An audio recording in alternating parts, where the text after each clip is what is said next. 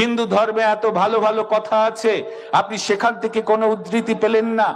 আপনি কোরআন থেকে উদ্ধৃতি নিয়ে কেন সেনাবাহিনীর মুখে স্লোগান আকারে বসালেন? তখন সুভাষচন্দ্র তার ডান দিকে দাঁড়িয়ে থাকা প্রধান সেনাপতি হাবিবুর রহমানকে দেখিয়ে বলছেন, আমার ডান দিকে হাবিবুর রহমান দাঁড়িয়ে আছে, ওরা ভারতবর্ষে সংখ্যায় কম, আমরা সংখ্যা গরিষ্ঠ হিন্দু, আমরা যদি আমিত্ব ফলাই, আমি করি, তাহলে হাবিবুর রহমানরা নিজেরা একাকিত্ব বোধ করবে, এতে ভারতবর্ষের সম্প্রীতি নষ্ট হবে।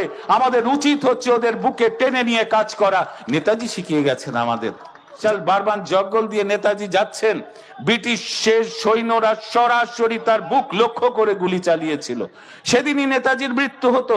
একজন ব্যক্তি দৌড়ে এসে নেতাজিকে জাপটে ধরলেন, সেই গুলিটা নিজের বিটের মধ্যে বিধে নিলেন, বিধে নিয়ে নেতাজিকে বাঁচিয়ে দিয়েছিলেন। তার নাম কর্নেল নিজামউদ্দিন, একজন মুসলিম সম্প্রদায়ের মানুষ। এটা ভারতবর্ষের ইতিহাস, আমাদের মনে রাখতে হবে। যে নেতাজির সেনাপতি শাহনাজ খান, যখন ভারতবর্ষ আর পাকিস্তান আলাদা হয়ে গেল, শাহনাজ খানের বাড়ি পড়লো পাকিস্তানে।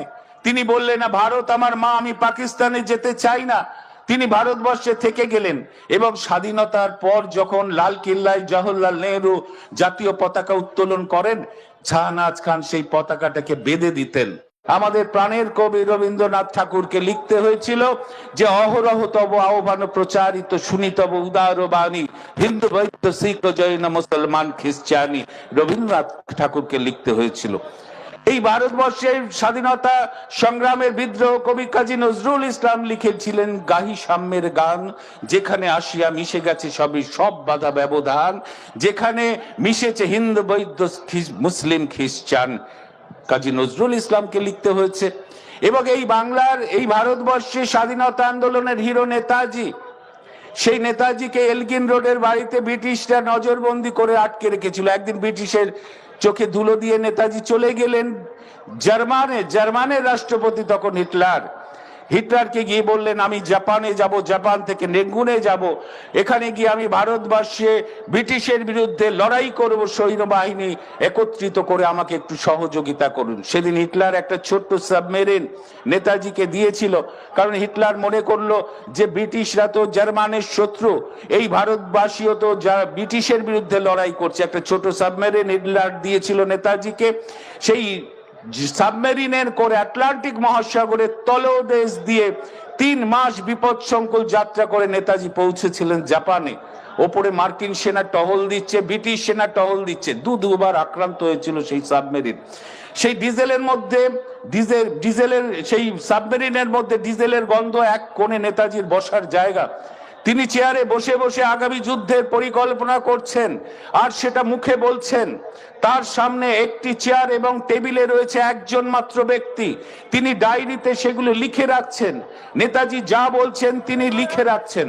তার টেবিলে রয়েছে 3টি বই, একটি হিন্দু ধর্মের গীতা, আর একটি মুসলমান ধর্মের কোরআন, আর শরৎচন্দ্র চট্টোপাধ্যায়ের উপন্যাস পথের দাবি।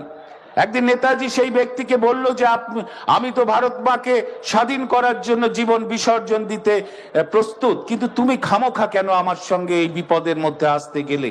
তুমি খামোখা কেন আসতে গেলে? তখন সেই ব্যক্তি বলছে, আপনি এত বড় মহান মানুষ, আপনি যদি দেশ মাতৃকার স্বাধীন করার জন্য জীবন বিসর্জন দিতে পারেন, আমি একজন সাধারণ মানুষ হয়ে ভারত মাকে স্বাধীন করার জন্য জীবন কি বিসর্জন দিতে পারি না? জাপানের কাছে পৌঁছে গেল সাবমেরিন। নিয়ম হলো সেই সাবমেরিন থেকে জলে ঝাঁপ দিতে হবে, তারপর জাপানের সাবমেরিনে উঠতে হবে। দুজন লাইফ জ্যাকেট পরে নিল, সেই লাইফ জ্যাকেট পরে সমুদ্রে ঝাঁপ দিল। সেদিনই নেতাজির সাথে সেই ব্যক্তি, দুজনের সলিল সমাধি হতে পারত। আপনারা কি জানেন যে সেই ব্যক্তি যে নেতাজির সঙ্গে সেই বিপদ সংকুল যাত্রায় ছিল, তার নাম কি? তার নাম আবিদ হোসেন, একদম মুসলিম সম্প্রদায়ের মানুষ। এটাই আমাদের স্বাধীনতা আন্দোলনের ইতিহাস। হিন্দু মুসলমান একসাথে আমরা ভারতবর্ষকে স্বাধীন করেছি। ভারতবর্ষের স্থাপত্য, ভাস্কর্য, শিল্প, কলা সর্বত্রই হিন্দু মুসলমান সবার অবদান রয়েছে বলেই আজকে ভারতবর্ষ এত সুন্দর হয়ে উঠেছে। আমাদের সেটা ভুলিয়ে দিতে চায় ভারতীয় জনতা পার্টি, কেন্দ্রীয় সরকার। আমাদের মনে রাখতে হবে। নেতাজি পৌঁছলেন রেঙ্গুনে, সেখানে দিল্লি চলো ডাক দিলেন 4টি সেনাবাহিনী তৈরি করে। সাংবাদিকরা জিজ্ঞেস করলো সুভাষচন্দ্রকে, আপনি তো দিল্লি চলো ডাক দিলেন, আপনার সৈন্যবাহিনীর স্লোগান কি হবে? কাল বিলম্ব করলেন না সুভাষচন্দ্র। তিনি বললেন আমার সৈন্যবাহিনী স্লোগান হবে ইন্তেখাব ইতমাদ কুরবানি। সাংবাদিকরা বলল আপনি হিন্দু পরিবারের সন্তান, উপনিষদ আপনি গুলে খেয়েছেন, গীতার প্রতিটি শ্লোক আপনার মুখস্থ, হিন্দু ধর্মে এত ভালো ভালো কথা আছে, আপনি সেখান থেকে কোনো উদ্ধৃতি পেলেন না, আপনি কোরআন থেকে উদ্ধৃতি নিয়ে কেন সেনাবাহিনীর মুখে স্লোগান আকারে বসালেন? তখন সুভাষচন্দ্র তার ডান দিকে দাঁড়িয়ে থাকা প্রধান সেনাপতি হাবিবুর রহমানকে দেখিয়ে বলছেন, আমার ডান দিকে হাবিবুর রহমান দাঁড়িয়ে আছে, ওরা ভারতবর্ষে সংখ্যায় কম, আমরা সংখ্যা গরিষ্ঠ হিন্দু, আমরা যদি আমিত্ব ফলাই আমি করি তাহলে হাবিবুর রহমানরা নিজেরা একাকিত্ব বোধ করবে, এতে ভারতবর্ষের সম্প্রীতি নষ্ট হবে, আমাদের উচিত হচ্ছে ওদের বুকে টেনে নিয়ে কাজ করা। নেতাজি শিখিয়ে গেছেন আমাদের। জানেন 1944 সাল বারবান জঙ্গল দিয়ে নেতাজি যাচ্ছেন, ব্রিটিশের সৈন্যরা সরাসরি তার বুক লক্ষ্য করে গুলি চালিয়েছিল, সেদিনই নেতাজির মৃত্যু হতো। একজন ব্যক্তি দৌড়ে এসে নেতাজিকে জাপটে ধরলেন, সেই গুলিটা নিজের বিটের মধ্যে বিধে নিলেন, বিধে নিয়ে নেতাজিকে বাঁচিয়ে দিয়েছিলেন। তার নাম কর্নেল নিজামউদ্দিন, একজন মুসলিম সম্প্রদায়ের মানুষ। এটা ভারতবর্ষের ইতিহাস, আমাদের মনে রাখতে হবে, সেটা ভুলিয়ে দেওয়ার চেষ্টা চলছে বর্তমানে।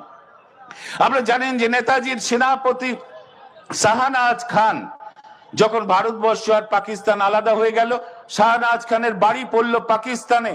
তিনি বললেন না ভারত আমার মা, আমি পাকিস্তানে যেতে চাই না। তিনি ভারতবর্ষে থেকে গেলেন এবং স্বাধীনতার পর যখন লাল কিল্লায় জওহরলাল নেহরু জাতীয় পতাকা উত্তোলন করেন, শাহনাজ খান সেই পতাকাটাকে বেঁধে দিতেন। সেই শাহনাজ খান লাল বাহাদুর শাস্ত্রীর মন্ত্রিসভায় কেন্দ্রীয় মন্ত্রী হয়েছিলেন এবং 1965 সালে পাকিস্তানের সাথে ভারতের যুদ্ধ লাগলো। তখন কিছু মানুষ বলল শাহনাজ খানকে পদত্যাগ করতে হবে। কেন পদত্যাগ করতে হবে?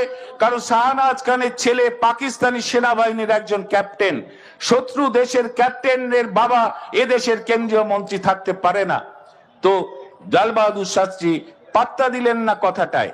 সেই যুদ্ধে পাকিস্তান পরাজিত হলো এবং ভারতের সৈন্যবাহিনীর হাতে শাহনাজ খানের ছেলের মৃত্যু হলো।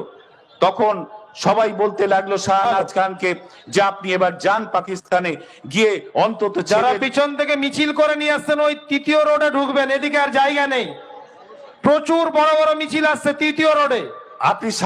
আপনি পাকিস্তানে যান, আপনার ছেলের শেষ কাজে আপনি যোগ দিন। সেদিন শাহনাজ খান বলেছিলেন আমার ভারত মায়ের শত্রু যে, সে আমারও শত্রু, ফলে যাওয়ার প্রয়োজনীয়তা নাই।